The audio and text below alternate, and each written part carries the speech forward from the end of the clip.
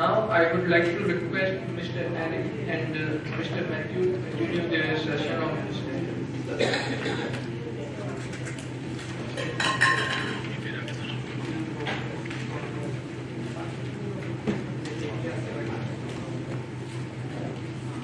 Okay, so let's hope you still have some energies. Yeah. We can actually we'll go back, we'll pick up where we left off. But you remember we were talking about the third principle on necessity, and we had come to the picture of the hamburger and the nutritional labeling. I think we have come through the main elements here, so I'm not sure if there's anything else, any more questions you have on the subject of necessity. Otherwise, we may go to standards.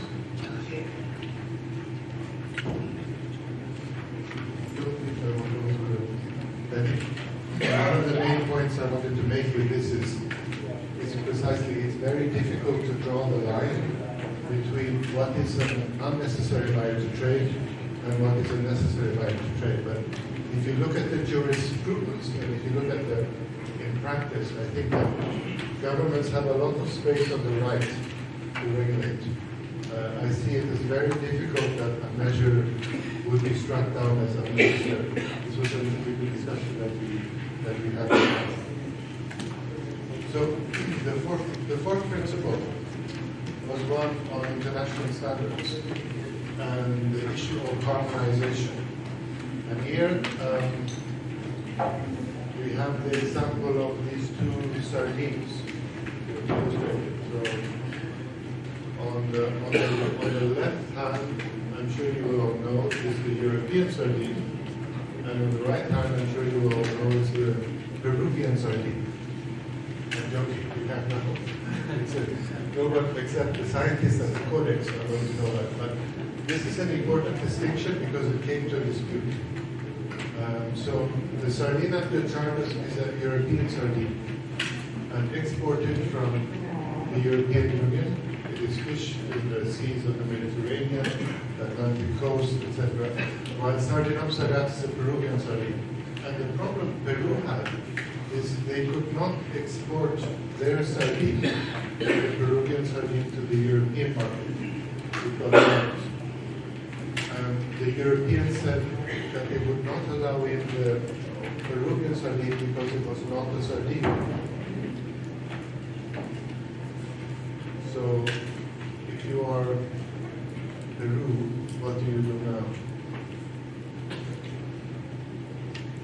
You're in a situation where you think you have a sardine, and the European Union says, no, we can't allow this in. This sardine is not like European sardines.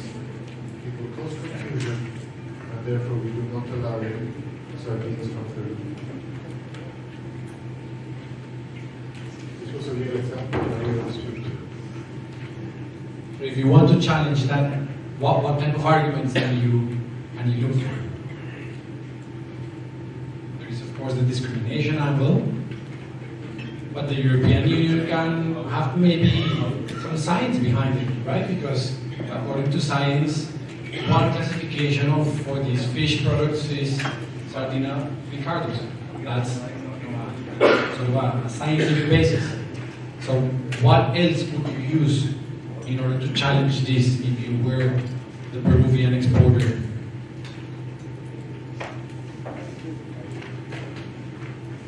Okay, so I feel that there is no difference from the one could make the argument that fundamentally there is no difference in the end-use between the two species, whether it is pilchardos or You're absolutely right.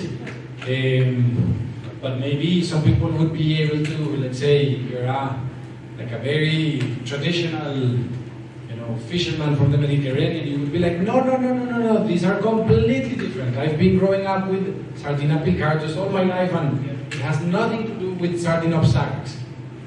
So I'm not saying you're wrong. I'm simply saying that there is still room for debate as to whether there is justification or not. So I guess maybe here is where we go into another unique feature of the TBT agreement that can give a very important tool to defend your exports when it comes to these types of measures. And that's the role of international standards. So here you have the example of the Codex international standard on sardine and sardine type products. And you see that it has two elements, so how you name the food.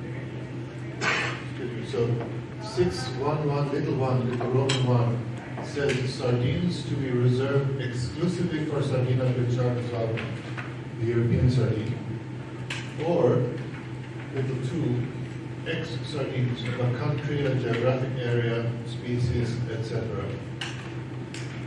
So Peru argues that, well, I should be able to market my sardines, Sardinopsagas, under little 2 as Peruvian sardines, because there was an annex to this standard which listed all the relevant sardine types. There were 21 species of I'm not sure. And both Sardinopsagas and Sardinopsagas was in that standard. But the Europeans said, no, look at the international standard. The little one says that sardines should be used exclusively for Sardina picharda valva. So why do you have this exclusive nature of sardines in the standard?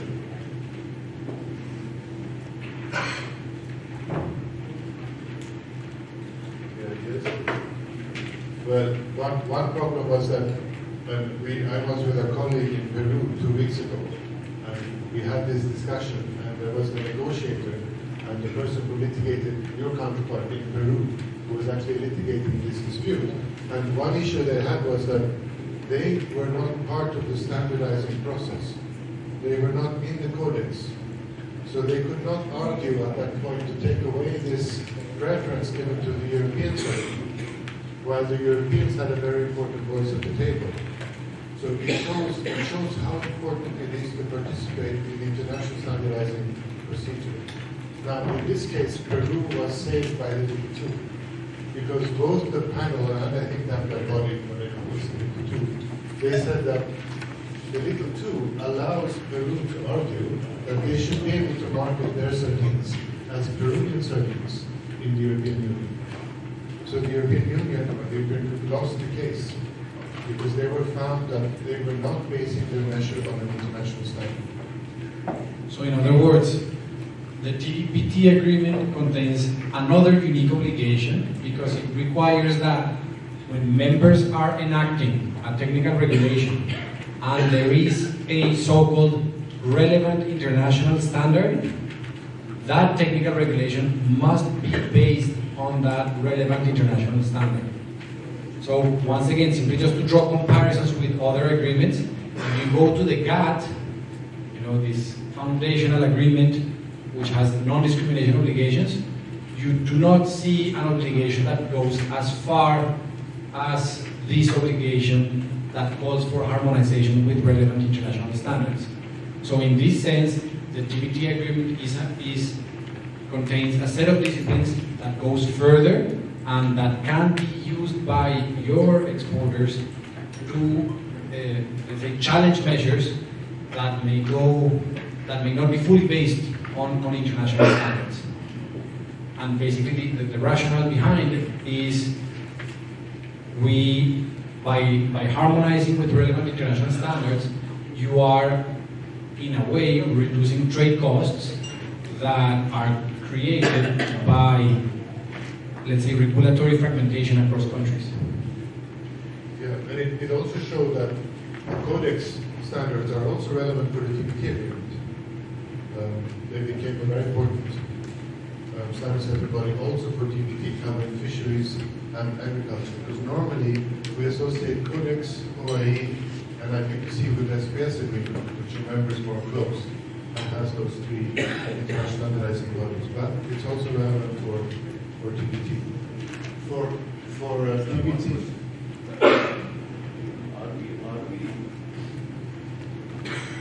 Are we these 2 sardines, 2 character sardines, both are genuine, authentic, and originate from different countries? Yes, so if I understood the question I correctly, am not finished with my proposal. Is there any GI angle to it? is there one? GI, geographical indication regarding the origin. No, I don't think so. No, these are just the Latin species name of the different sardines. There was a discussion within the codex in terms of what species of fish should be characterized as sardines for commercial purposes, and they found 21 species.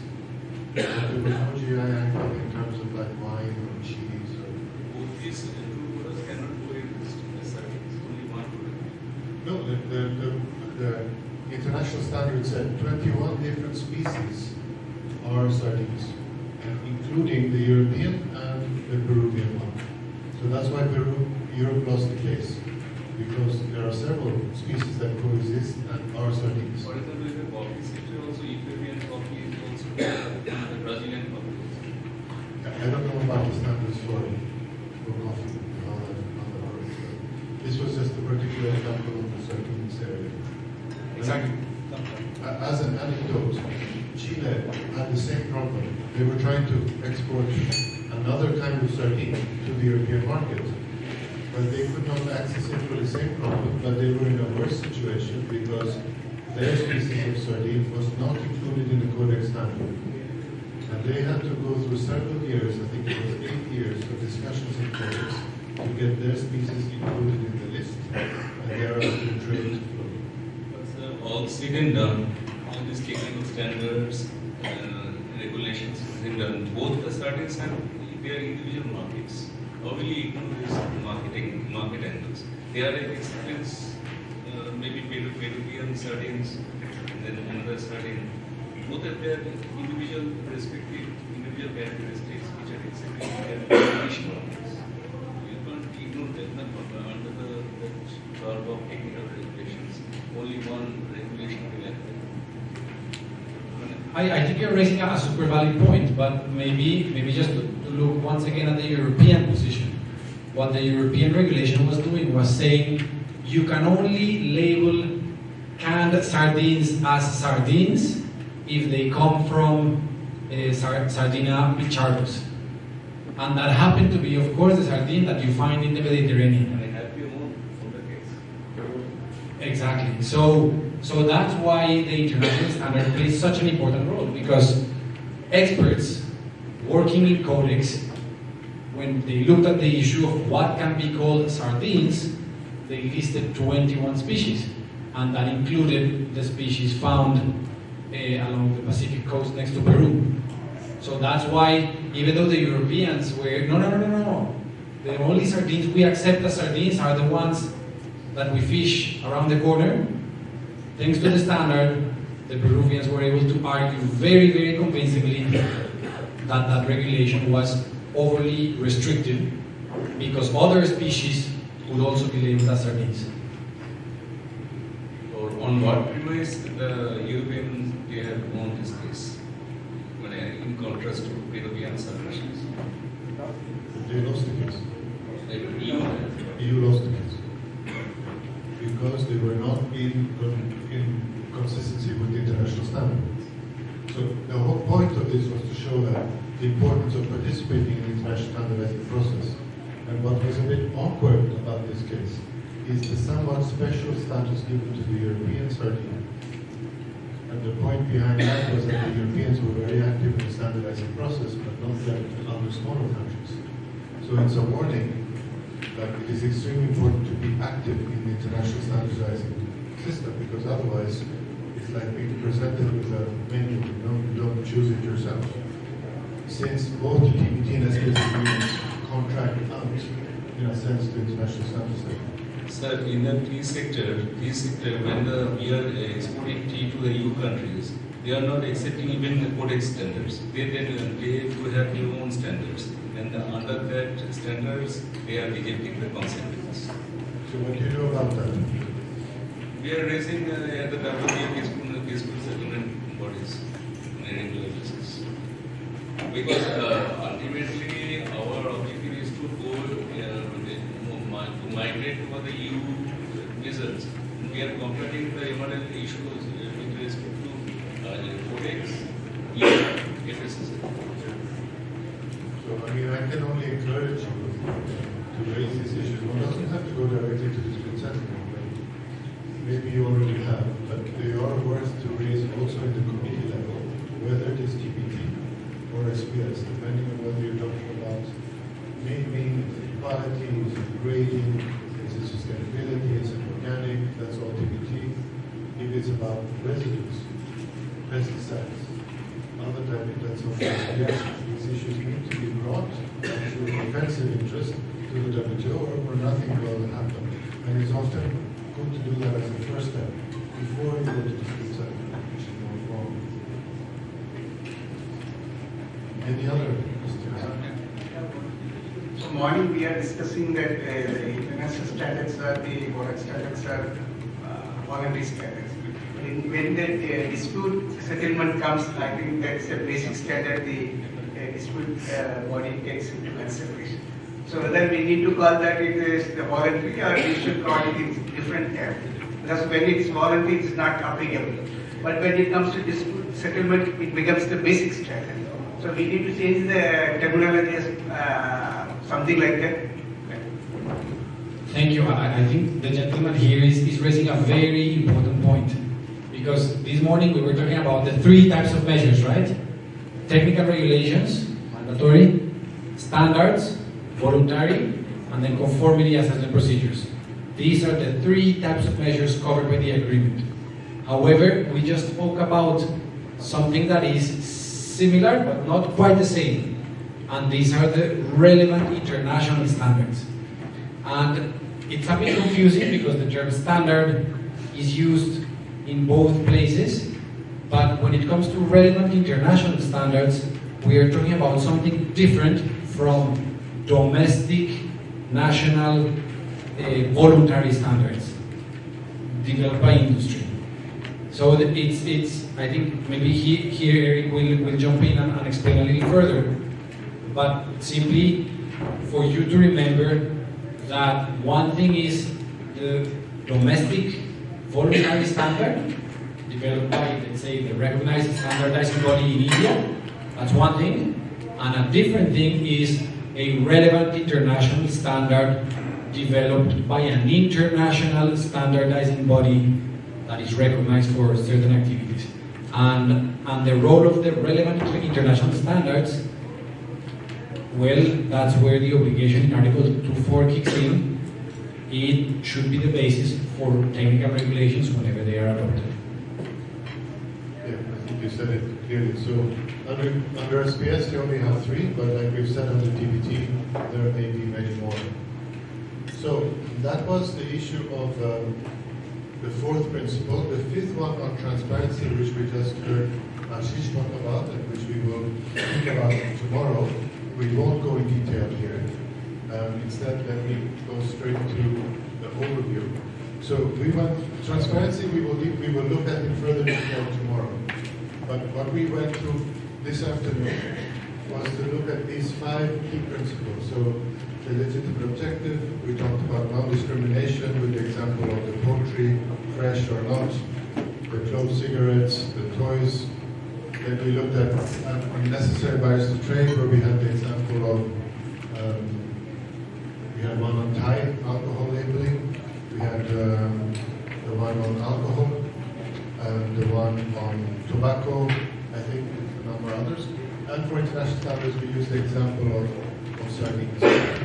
So what I would suggest now is that we have, I think we can finish in around 25 minutes or so. I would suggest we go a little bit deeper into standards, because we have talked about that, just to make sure we have that correctly, rather than going into the whole different chapter of technical regulations, which we instead start tomorrow with.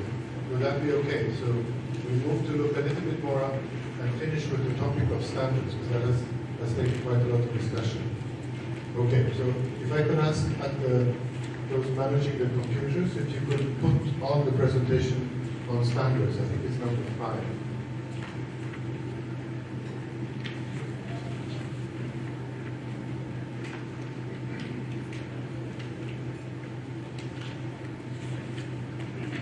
I think if we go much beyond 5 o'clock, you will have had too much of TNT for one day. it's quite a technical area. So let's have a look at this. I don't think actually it's the other view. That's the slide sort of view. You have the other view.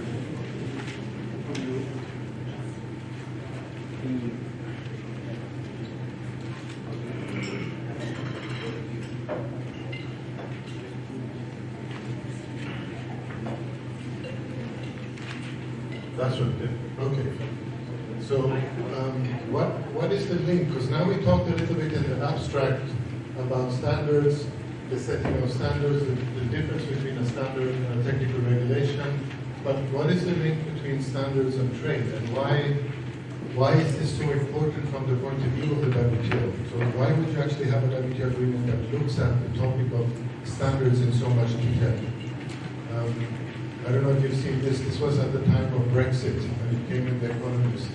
And one of the issues that the UK at that time, Theresa May, faced was the problem with standards, because the EU, of course, had harmonized standards, and now when the UK is moving out, they're now facing a lot of problems with respect to conformity assessment, etc. It's a bit of an image, but it's actually very applicable to TBT. And our former Deputy Director General, Alan Wolf, he often made the point in many multilateral settings that one always has to give the image that it's very important, the message that an integrated global economy will depend on a strong and dynamic both trading system, but on integrated also international standards setting system. So are standards always good for trade? The question is, are standards a barrier or a benefit? Are they a good? We talked about them as a good basis for government policy, but they can also be a barrier. You saw that very clearly with the example of sardines. It was used in the wrong way and became a barrier to trade. Maybe if we looked at the good before the bad and looked a bit at how standards can help trade or why they are important. If one looks at the preamble of the TBT agreement, it talks about improving the efficiency of production, facilitating trade, transfer of technology, but these are big words in the beginning of the TBT agreement. But how actually does this work in practice? So what is the route or vehicle by which a standard helps trade? What do I mean with this? The standards come in here.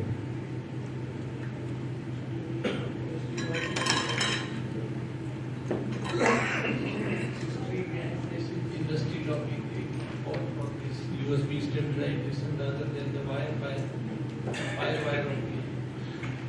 Yeah, it's maybe one way of seeing it. It's not really what I was looking for, but what is the benefit of the fact that you have a standard that sets out how you make a USB key, a flash drive? I mean, I don't know whether you remember, but I know 10, 15 years ago, these used to be quite big, quite costly, and have maybe 16 megabytes. Now they're quite small. Someone gave us a tiny one this morning, I don't remember who it was, 16 gigabytes, and they're not so expensive.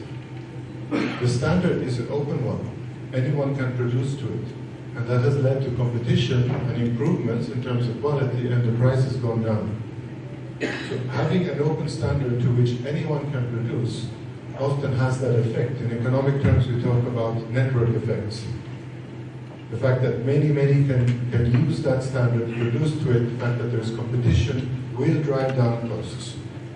Competition means that we will always have innovation. People will always try to make a better USB key at the same time as prices go down. Standards play a very key role here, because if each government, each country used their own standard for the flash drive, it would be a nuisance for us to travel. It wouldn't work. So that you could see that broadly with respect to international standards. The importance for trade is enormous. There is a negative side to this too, in that we have sometimes what we call technology block, in that now we're all using this.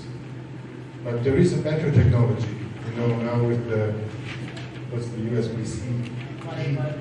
Yeah, or Wi-Fi, or... This used, there was a case of firewall made by Apple. the Thunderbolt one. For the standardization of the USB storage. Yeah, so you can have a situation where a better technology exists, but it doesn't break through in the market. So you have a technological lock, but over time it does. It goes through. So this, what I'm trying to say here is this idea of networks effect and the concept of interoperability, that a standard can make products interoperable across borders, and for trade that is essential. And this key is just one example of this. How about this one?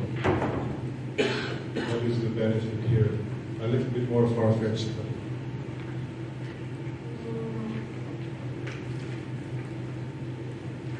Any ideas? So it's a far-fetched one, but my daughter likes to ride. So she has to wear a helmet. In Switzerland it's a law.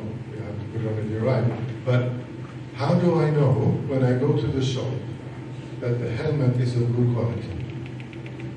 How do I check? So I will look at the helmet, I will look at the label inside, it will have a little CE in the Europe label that shows that it is up to a certain level of safety and quality standard. And that gives me insurance as a consumer who could otherwise not know that, okay, this standard achieves a level of safety set by Europe, so I have confidence and I buy the product, and I give it to my daughter and I don't think about it anymore.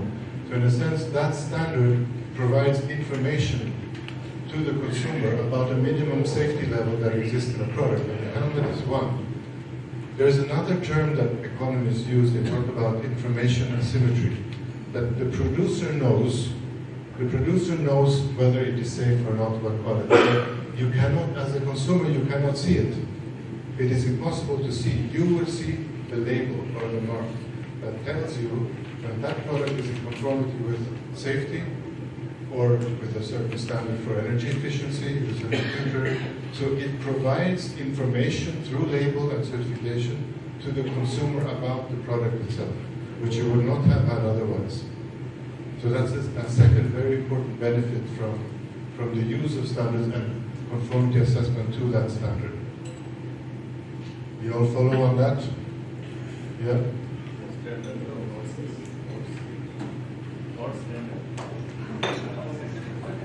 Oh, horse standard. No, it wasn't about the horses. No, this one. This is a little bit the same thing. So, if I, as a consumer, looked at this piece of wood, I would have no idea where it came from. I don't know whether it has come from a forest that has been illegally logged or sustainably logged.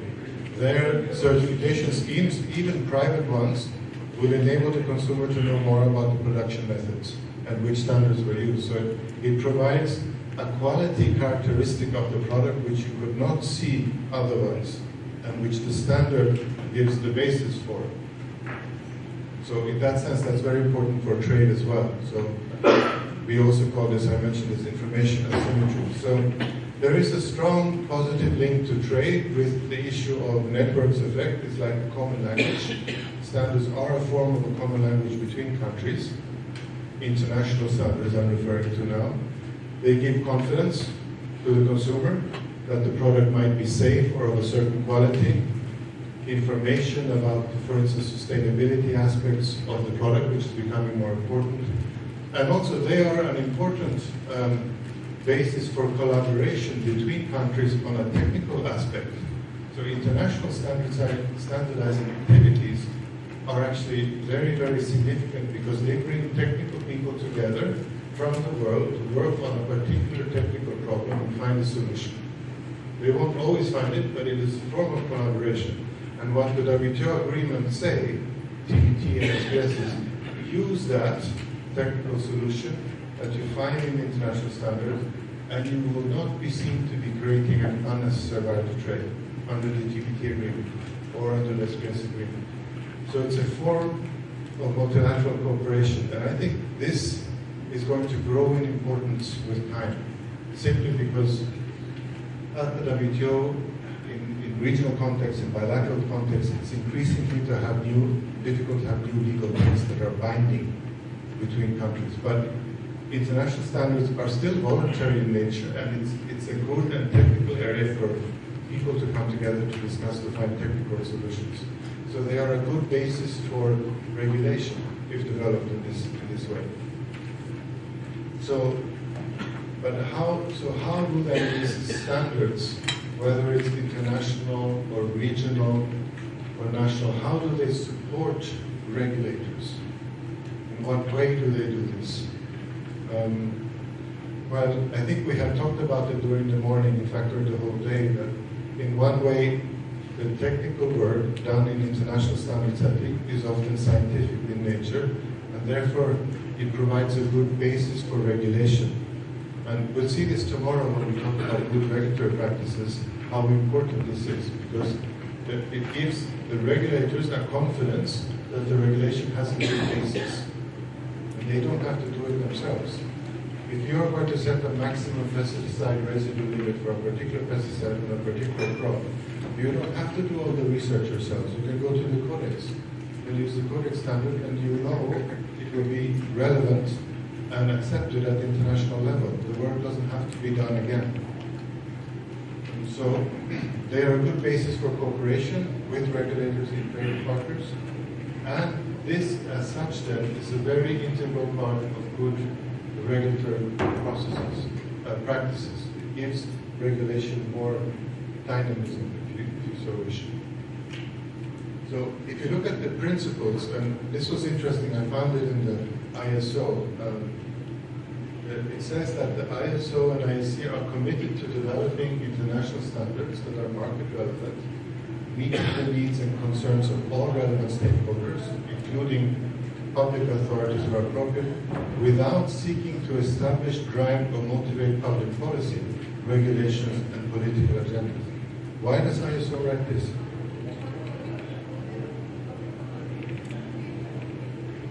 It's from their website. Because they are trying to say ISO, as an international standardizing body, does not set public policy. Governments do. But international standards can support public policy. But they cannot motivate or they cannot perform public policy as an international standardizing body. They should not have any social agendas, etc. Is this clear? Neutral, exactly. So ISO and IEC recognize that the development of regulation, that is public policy, or the development and interpretation of international treaties are the role of governments or treaty organizations. So it's not the role of the ISO. Okay, so that was a little bit on as a good basis. But how is it a barrier?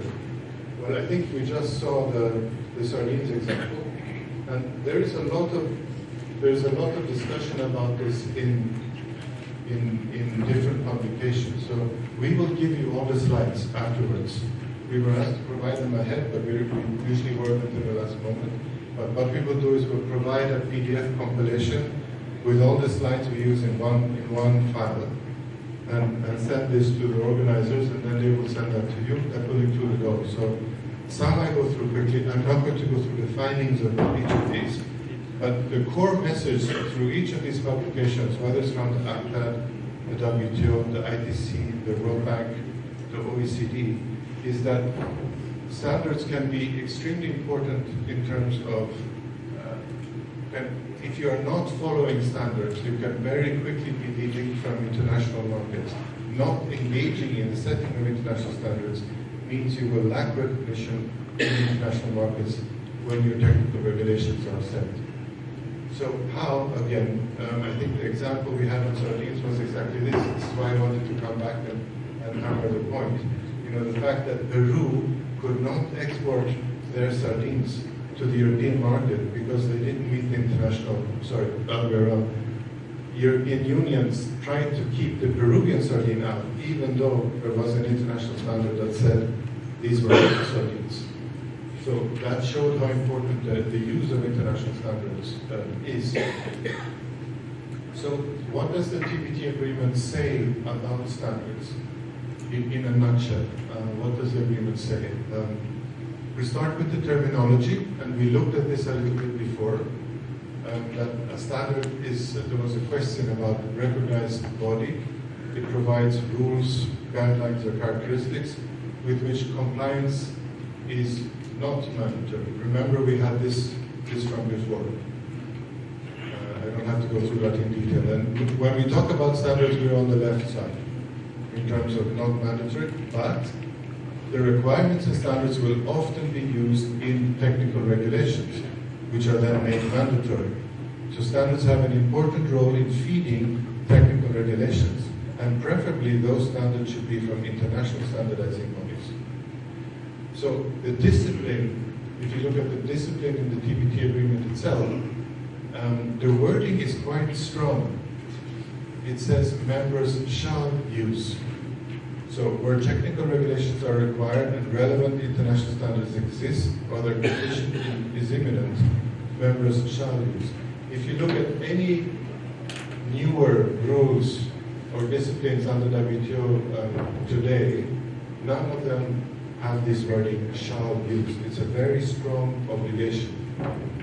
It's not that you're encouraged, or you may wish to, or if appropriate, use. It says you shall use an international standard. I think if countries were to try to negotiate this today, they would never agree. It is too strong. And if you look at the new trade facilitation agreement, it has none of this wording. It's more about encourage to use. There's much more couched language that is there. So the other important word is the word relevance. It's right under the 2.4. Where technical regulations are required and relevant. That has caused so much controversy. Because what international standards? Why could it not list them? The TBT agreement just says relevant. So each member has to choose in each case what is the relevant international standard. I think the ones that are most relevant and that come to mind and that are observers in the TBT committee is the ISO, the IEC, and the Codex. Those are examples of international standardizing bodies that probably are relevant because most members use them. But other countries like the United States, they have a completely different standard setting process, which is much more decentralized. They use ASTM standards, for example, or IEEE, and they will promote those as relevant, and they can, because the TBT agreement does not exclude them. Again, the TBT agreement is open, but the SBS one is closed. So it gives a lot of flexibility in terms of members deciding what should be the relevant international standard, but it has also caused a lot of confusion. I was going to really come in maybe, but maybe you were going there already, because there's been so much confusion about this three-word term, relevant international standards. The TBT committee developed in the year 2000, and I think this was covered by the presentation earlier, the 6 principles that should be kept in mind when developing international standards.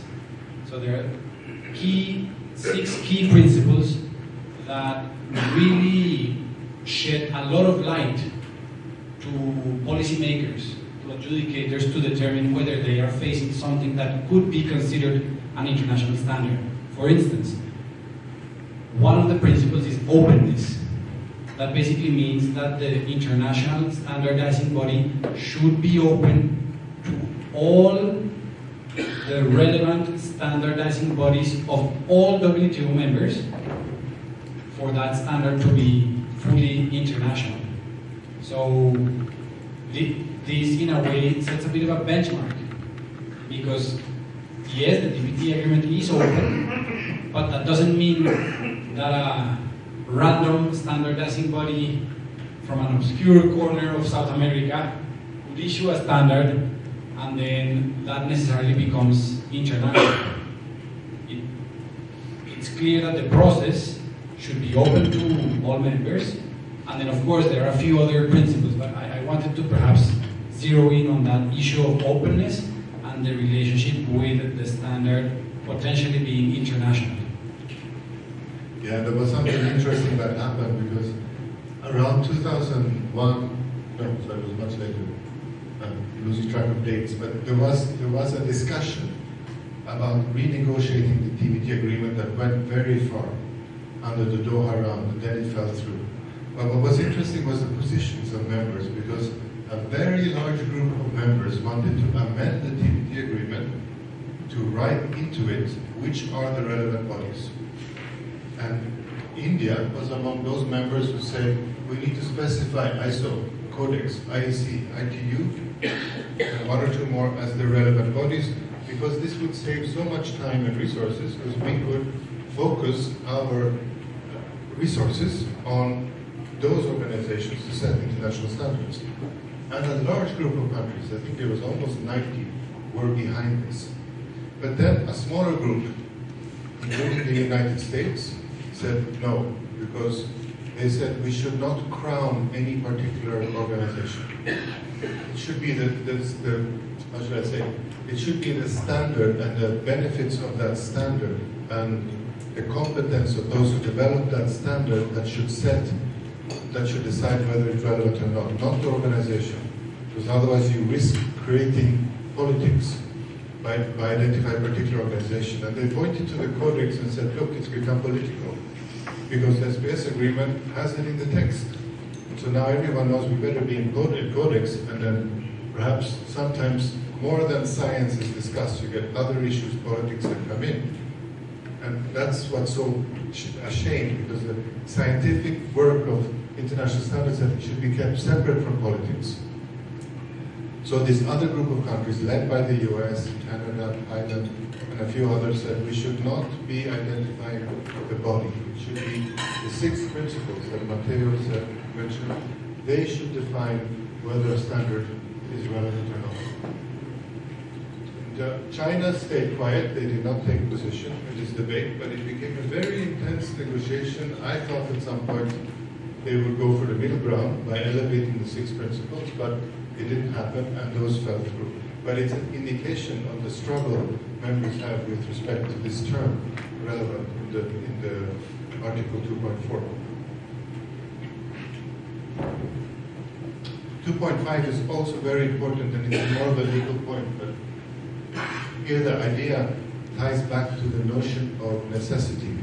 So the principle number 3 that we were looking at, that it basically says that if you are using an international standard, there is a presumption, it's rebuttable, but there's a presumption that you're not creating an unnecessary right to trade. So that was a little bit of gymnastics late in the day, legal gymnastics, but essentially it means that it creates a safe haven. If you're using an international standard, you are somewhat protected from challenge, because you're seen not to be creating an unnecessary right to trade. It gives you protection under the TBT agreement. So sometimes people talk about this as being the safe haven effect of both TBT and SPS, because it contracts out a lot of work to the international standardizing bodies, but there beware, and it's very important that this work is not contaminated completely by politics. That's the problem with this, is that, of course, politics you have everywhere, but it's important that international standard setting is technical and among technical people, and that politicians stay a little bit away from this area to the extent that is possible. Okay, I think these were the main issues I wanted to bring across with respect to standards. Are there any questions or thoughts? Yes, please. Erik, we just morning we discussed private standards. If it is in line with the code of practice and 6 principles. So, any examples of any private standards and how it is? Because we just discussed that we should focus most on the international standard practice. Yeah, so I think I mentioned one example. So, for instance, the Forest Stewardship Council or the Marine Stewardship Council, they may set private standards because they're non-governmental bodies, but actually ISO is non-governmental actually. It's not an intergovernmental body. But moving back to Forest Stewardship Council, they may set a standard, and if you comply with that standard for sustainability of forestry production, you get the label certification and the label of FSC. So that certification gives you the right to sell wood products that are labeled as sustainably produced. And for instance, a big buyer, like I mentioned, IKEA, only sources wood that has FSC certification.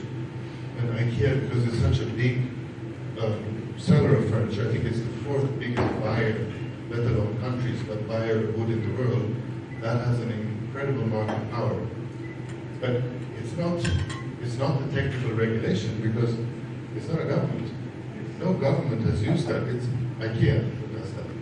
So this has been an issue at the WTO. How come such a big measure, which has such an enormous effect on trade, you can't raise it? Because if you're unhappy with FSC, what do you do? It would be different if Switzerland said, okay, tomorrow any wood sold in Switzerland needs to carry FSC certification.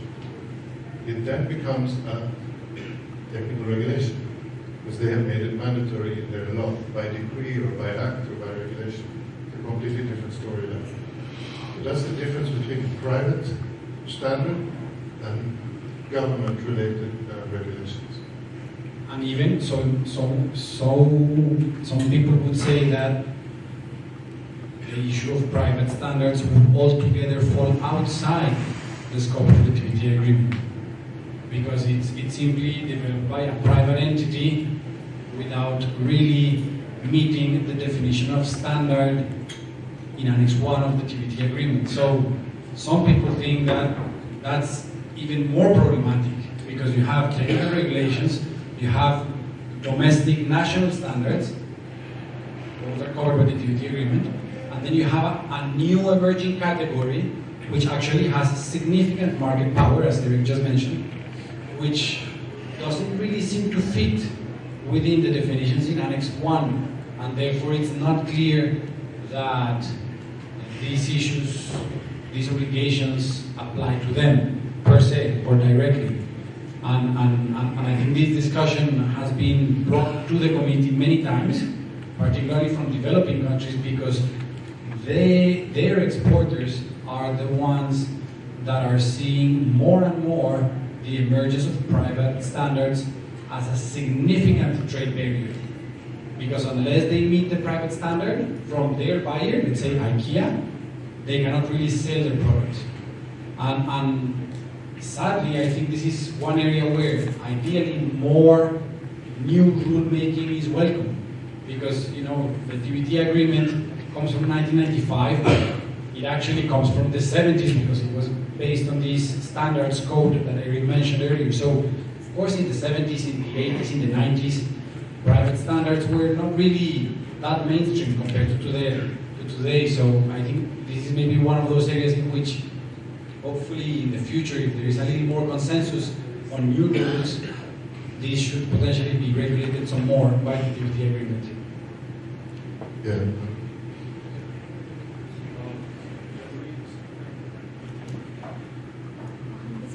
When we see 2.4, in the first half of 2.4, it states members shall use standard and other parts. But however, when we go to the second part of that, it gives a chance to the country not to go for that.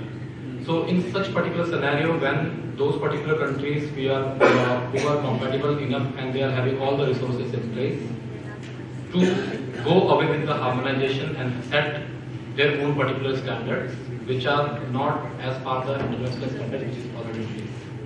So you raise a very good point, which I had skipped, but actually this line I've heard somewhere else we saw today. So the obligation is shall use, right? So it's a very strong obligation, but I focused on this.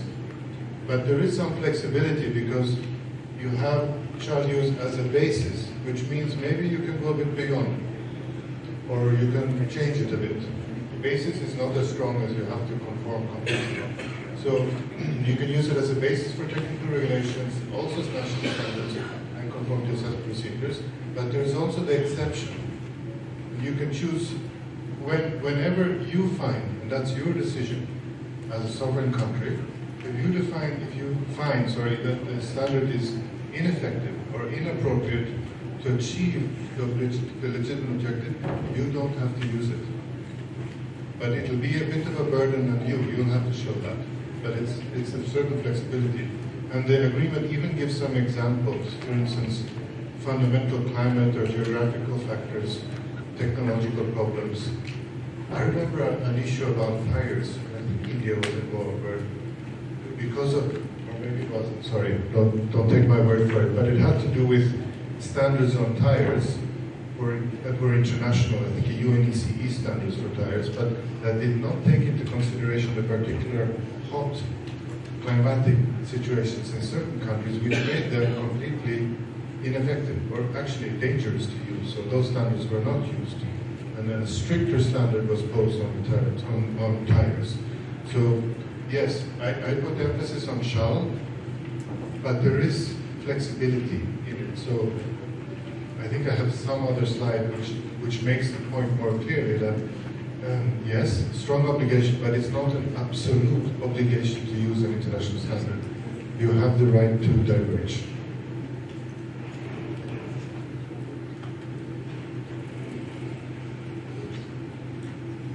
Any other questions? One here. Yes, please, the lady. So my question is that though the national standards of developing countries, I mean, they're derived from international standards, as you were saying that international standards are the basis for the national standards, but how do they differ? Like there must be some sort of differentiation in the standards of developing countries. So maybe I wasn't clear myself. If I understood your question correctly, you were wondering which ways do national standards are based on international standards. Yes. So maybe I can express myself clearly enough, but so this obligation to base yourself on relevant international standards that applies with respect to technical regulations. In other words, government regulation. So it is when there is a relevant international standard governing a particular area, and you as government want to adopt a technical regulation, that's when you go to the relevant international standard. When we're talking about domestic national standards, there is not necessarily such a strong call for following relevant international standards, and maybe there is even more room for divergence there. Yeah, in a sense, that's right. But the code of good practice, which is kind of a separate body in the TBT agreement, has quite similar obligations as respect to technical regulations. So it kind of has. When we talk about good regulatory practices, we'll talk about that tomorrow. There is such a thing as good standards practices, and in the good standards practices, to me, there are two main sources. The Code of Good Practice, which does encourage members to use international standards as a basis. Because if everyone started with the idea, okay, we set our own national standard and then we look at international standards, you'll have 164 sets of different national standards and no international. So the whole idea is to look international first. So that's one source. Another one is the policy developed by the ISO on good standards practices, which is a very clear set of guidelines in terms of how best to set standards at the national level that mirror the international ones. But it's before we finish today, I think it should be clear that you always retain the right to create your own national standards, or use national ones in part to create your own national standards. You always have that right. The only thing we're saying is that look first if there's anything relevant at the international level, so you're not reinventing the wheel, and then go back to the national context. So the example of tires that I used before was an example where the international one doesn't work. You have to think of your own circumstances, but it's good to have looked. Okay, but maybe the key message to end with is this one, the standard support regulation. So tomorrow morning we'll move from standards to regulation. So how then you look at development of regulation, the do's and do nots, as seen in the experience of the TBT committee on regulation and how standards come into the picture.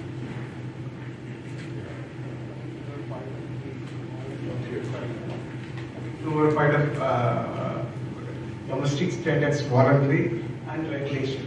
Whether it will not amount to, because regulation applies to the imported products also. So whether it will not apply to the national treatment, whether it will not affect, because we are having own standards for domestic products, which is voluntary. But when a product is imported, you apply the regulation. So is it not a contrary? So you, just to see if I understood correctly, you're asking if a domestic standard only applies to domestic products. When imported products come in, are we facing discrimination? Is that your question? Domestic standard is voluntary, and there is a domestic regulation also for that product. Since voluntary is also there, it can survive. But when it comes to imports, the regulation will apply, so that there is a differential treatment for the same product. I think that, if I jump in, I think that the issue here is that a regulation will apply, it's mandatory, it will apply for basic products on the market. Where they come from is secondary. They may come from outside, and they may come domestically. That's how it should be. We'll see that tomorrow. A regulation should have as primary concern the safety, for example, or environmental protection. Then it shouldn't matter where the product comes from, whether it's outside or internal. Okay. Shall we call it a day? Yeah? And maybe Thank you so much for your attention today, and look forward to we'll see you tomorrow.